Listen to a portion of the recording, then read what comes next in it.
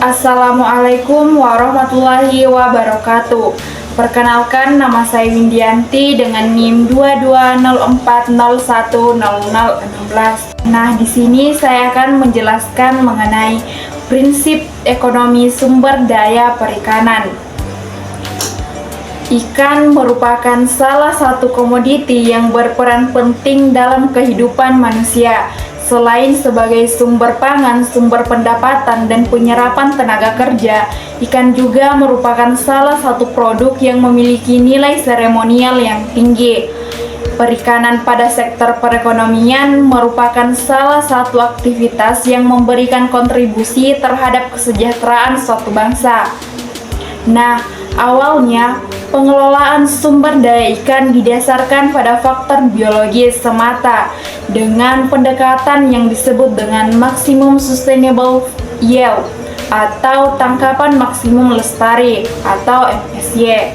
Nah, dapat diartikan bahwa setiap spesies ikan memiliki kemampuan untuk produksi yang memiliki kapasitas produksi atau surplus, sehingga apabila surplus ini dipanen tidak lebih dan tidak kurang, maka stok ikan akan bertahan secara berkesinambungan atau sustainable. Teori sumber daya ikan. Ada dua teori sumber daya ikan. Yang pertama, teori model Garden-Schaeffer.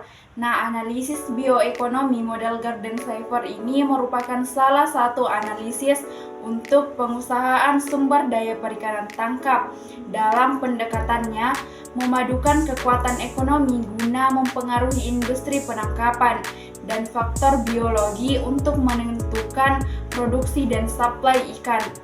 Nah, model Garden-Schaeffer ini dikembangkan oleh Schaeffer yang menggunakan fungsi pertumbuhan logistik yang dikembangkan oleh Garden. Nah, model fungsi pertumbuhan logistik tersebut dikombinasikan dengan prinsip ekonomi, terutama konsep maksimasi profit. Dalam model Garden-Schaeffer, pendekatan dipergunakan tiga kondisi keseimbangan, yaitu pertama maximum supply yield atau MSY, yang kedua maximum economic yield, yang ketiga open access equilibrium. Yang kedua, teori model Koppes. Model Koppes ini dikembangkan berdasarkan keterkaitan antara output dari sumber daya perikanan dengan biaya dan harga.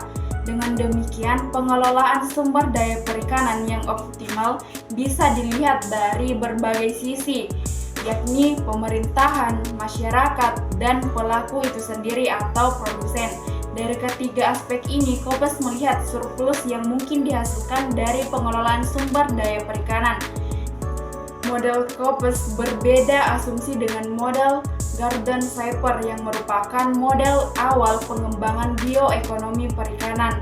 Dalam model Garden-Schaeffer itu harga per unit output diasumsikan konstan, sedangkan dalam model Koppes harga per unit output dapat mengalami fluktuasi. Assalamualaikum warahmatullahi wabarakatuh. Perkenalkan, saya Desi dari kelompok 8. Di sini saya akan menjelaskan materi mengenai peran pemerintah dalam pengelolaan dan kebijakan ekonomi sumber daya ikan. Nah, yang pertama, saya akan menjelaskan mengenai peran pemerintah dalam pengelolaan. Peran pemerintah dalam pengelolaan terbagi atas dua.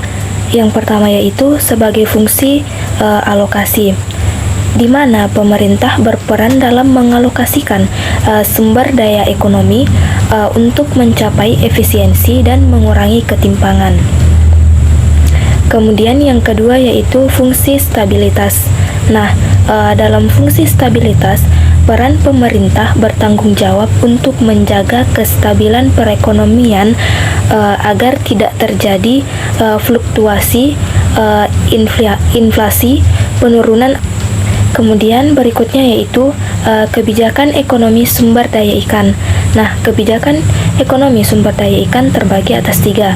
Yang pertama yaitu pajak terhadap input.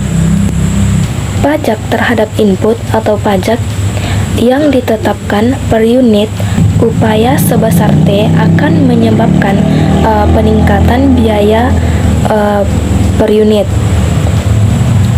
Upaya peningkatan kurva biaya total atau TC akan bergeser sebesar TC sama dengan C tambah T E.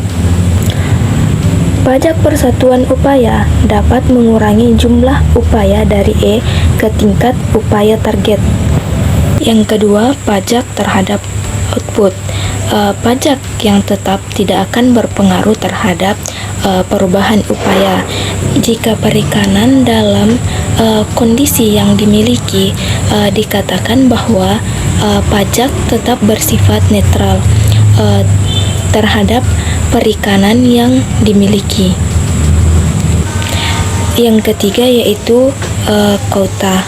Nah, dengan adanya quota, fenomena range for fish yang sering terjadi pada perikanan dapat dihilangkan karena setiap perilaku industri atau nelayan dipositifkan akan memperoleh bagian untuk menangkap. Selain itu, quota mendorong terjadinya efisiensi kapital dan tenaga kerja yang digunakan karena quota memberikan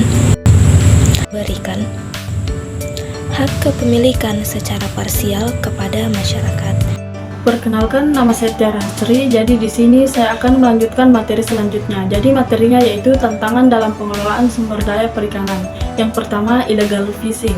Jadi illegal fishing diartikan sebagai kegiatan penangkapan ikan yang dilakukan oleh orang atau kapal asing pada suatu perairan yurisdiksi suatu negara tanpa izin dari negara tersebut atau bertentangan dengan peraturan perundang-undangan yang berlaku, bertentangan dengan peraturan nasional dan kewajiban. Yang kedua, maraknya overfishing. Jadi yang dimaksud dengan overfishing adalah kegiatan merugikan di mana jumlah ikan yang berada pada suatu perairan habis atau terkuras karena terlalu banyak dipancing atau ditangkap.